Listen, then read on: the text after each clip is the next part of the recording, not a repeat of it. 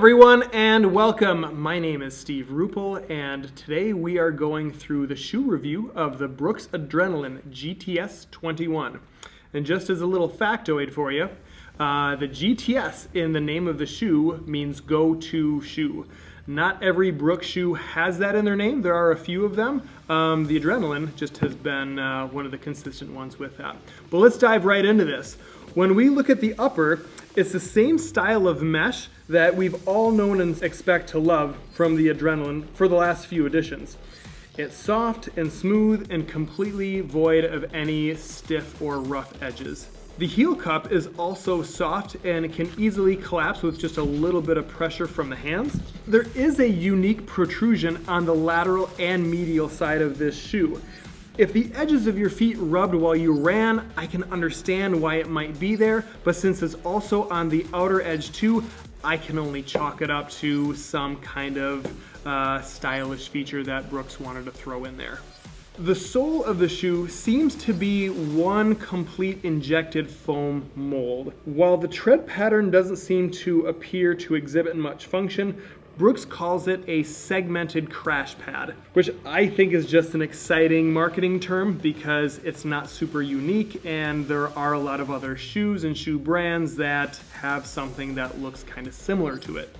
The laces of the Adrenaline 21 are definitely soft and kind of roundish. And because the laces are roundish, that means the eyelets are also roundish. Unlike what we see with other shoelaces when they're flat, they get flat eyelets. Now let's just take a quick second here. Now why would I want to take out laces that the shoe didn't come with? Me personally, I like using some speed laces, usually of the elastic variety.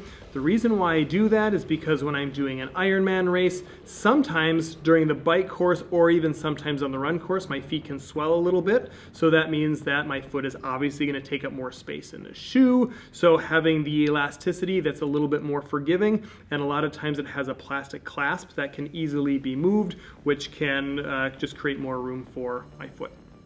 Now my friends, let's take a look at the tongue. The tongue is not flat. The tongue is plush and soft. It does have an unnecessary tag on it indicating the model of the shoe, but the tongue is also a little long for my liking. I guess I didn't try to run with these when they're wet, but if the shoe does get soaking wet or if you have a really sweaty ankle from a long run, potentially that could rub on there and cause some issues. For the roughly 5 or 6 miles that I've done with it so far, I didn't see it to be much of a problem.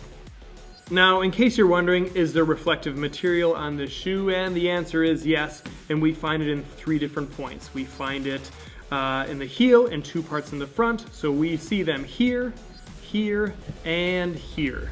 Overall, I think this shoe runs true to size. I think that if you are a pronator, meaning that you run a little bit on the inside of your feet, I think that you are going to enjoy what the inside of this shoe has to offer for support, along what Brooks calls their guide rails.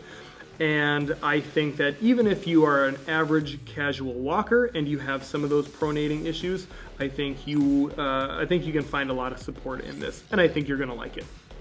There is one small problem that I have with this shoe that I don't think we can really gloss over, and it's the actual weight of the shoe. If we compare this shoe to the Brooks Glycerin, this is actually heavier.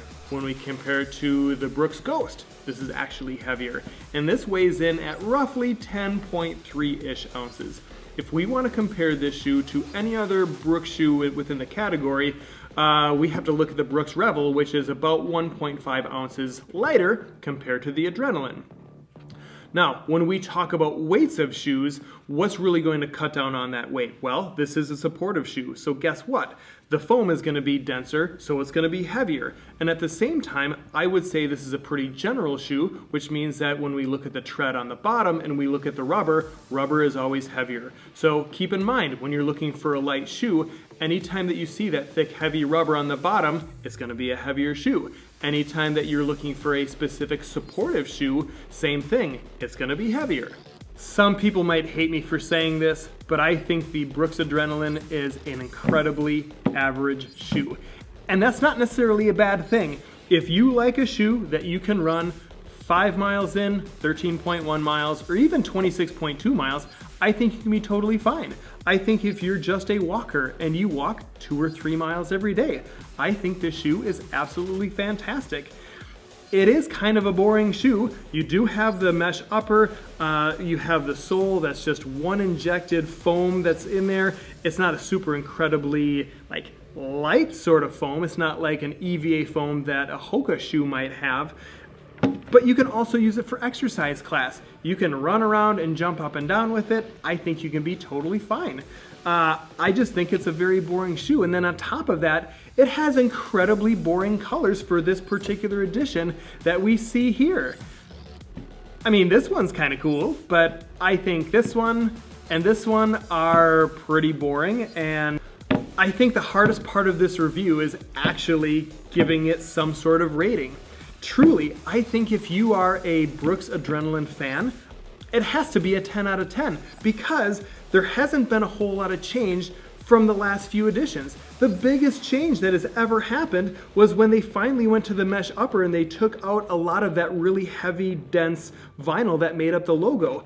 So again, it's a 10 out of 10 if you really love this shoe. I'm normally not a Brooks Adrenaline wearer, so based on what I see on it, I do like it. Based on what I ran in, I'm gonna give it maybe a 5 out of 10.